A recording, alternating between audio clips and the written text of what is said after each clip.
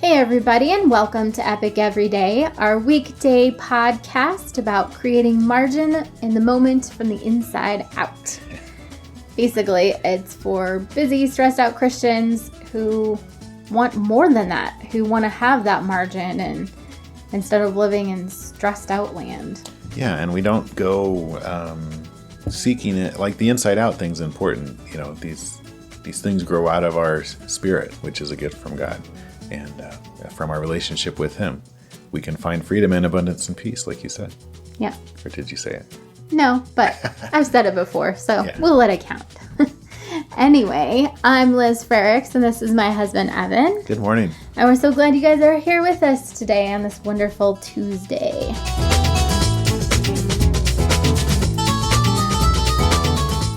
Since it's Tuesday, we are going to talk about surrender, and this week we're talking about self-love, which I think is sometimes hard as Christians to talk about. Yeah, and the thing I was thinking of today with, the problem with surrender and self-love is that I think Christians, but I think just anybody would struggle with this, with kind of despising yourself. I think Christians will often do it because they see themselves continuing to sin, and they're not really locked in to grace, really. We get caught up in the lie maybe that when we sin, we've got to maybe do penance of some kind, or at least get angry at ourselves. Right. And carry the weight of that sin. Yeah. And then it's hard to love ourselves. It's hard to understand how God could love us. We've got a lot of Christians that struggle with that too. And we don't want to get caught up in that. That's a dangerous road to travel. As somebody who has struggled with that in my life, as a result of my relationships with other church people and family stuff, I think sometimes we can't help it.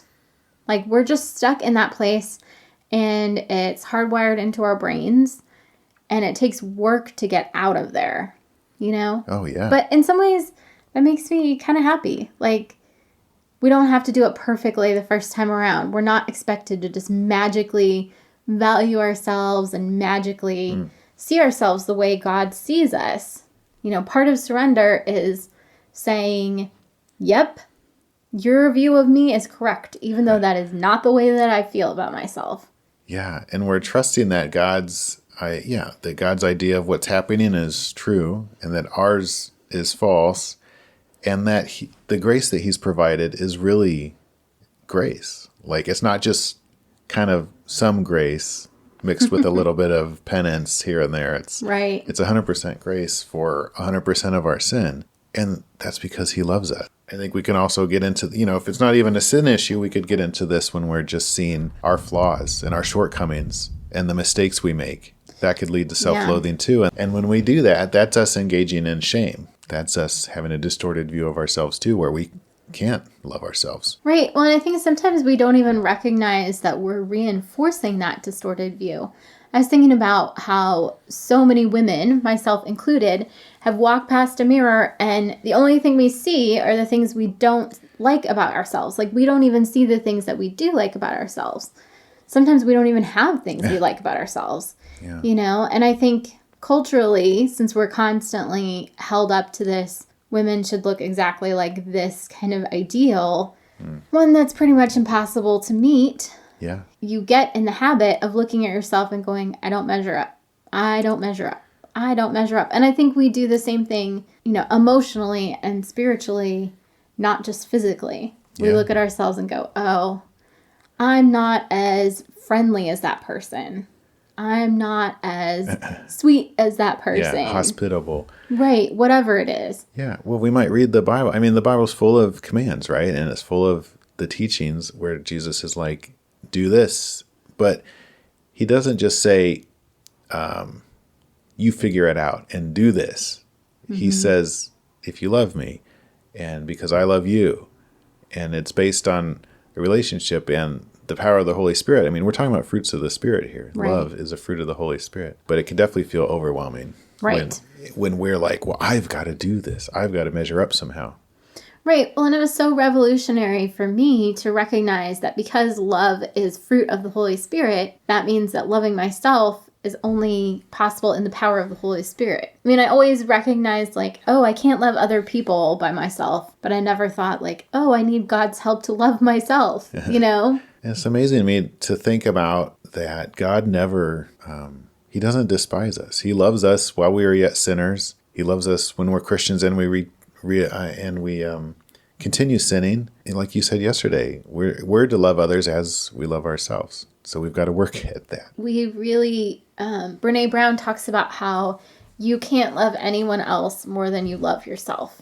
Like how much you love yourself is the limiting factor as far as how much you can love other people. And when you think about that, we have a responsibility to practice loving ourselves so that we can grow in being able to love other people. And again, it's love that grows out of God's love for us. It's not homegrown kind of self-centered love. And I was thinking of just now the Carol Tuttle stuff. Like if we have things about our personalities or even the way we look that we can't stand, but understanding that that's by God's design and it actually is important.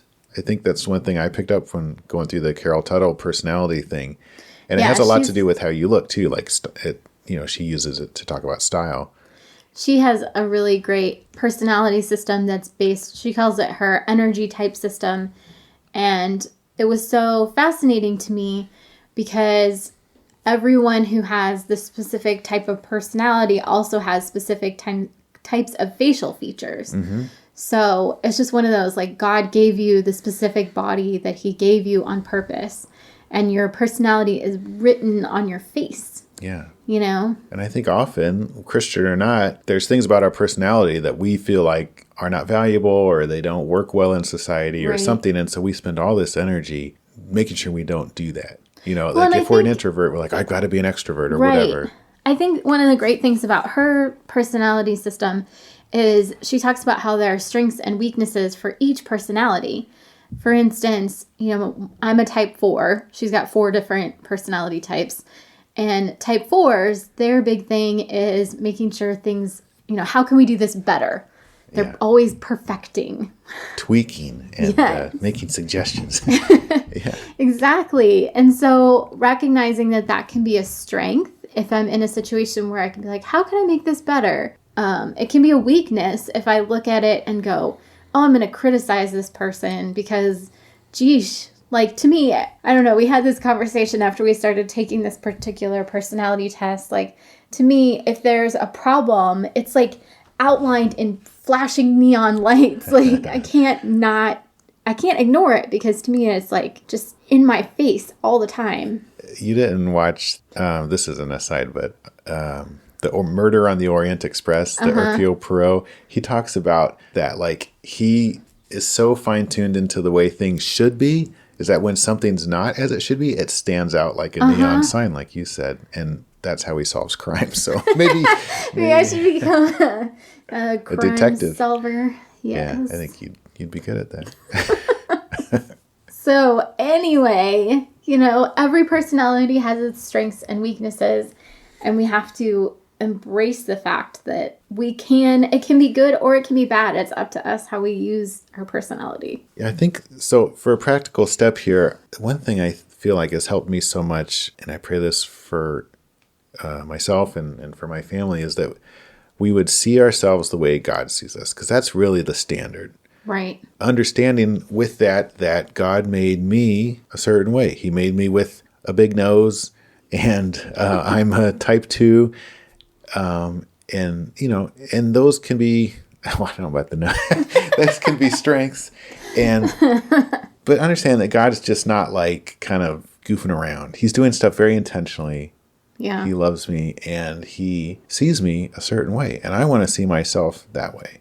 And I want my kids to see themselves that way. And I want all of us to see ourselves the way God sees us. When you really think about how many things had to happen for you to exist, it's pretty ridiculous. Yeah. And so I think, we were talking about calm yesterday, and in your self-care time, I think it'd be very beneficial to spend some time just asking God, how do you see me? Like, there's this thing about me I don't really understand, and I don't understand the value of it. What's that about? And then wait for an answer. Because you're not just going to be able to plow through a prayer like that, in 5 minutes. It's going to take a little bit of silence and solitude.